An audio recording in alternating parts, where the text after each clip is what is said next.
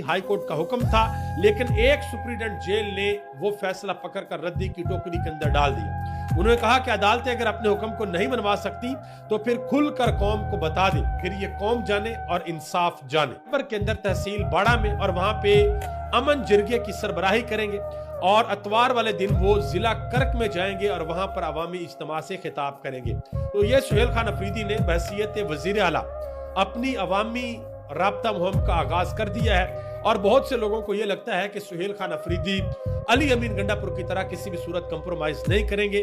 वो बड़े अग्रेसिव रहेंगे। और एक दफा अगर उनकी इमरान खान के साथ मुलाकात हो गई और अगर इमरान खान ने उनको यह कह दिया कि भाई आपने एहतजाजी सियासत करनी है, अग्रेसिव आपने रहना है, आपने बैकफुट के ऊपर नहीं जाना बल्कि चढ़ के रहना है, तो सुहेल खान अफरीदी आपको बिल्कुल वही करते हुए नजर आएंगे जो इमरान खान उनको अडयाला जेल के अंदर से हदायत देंगे।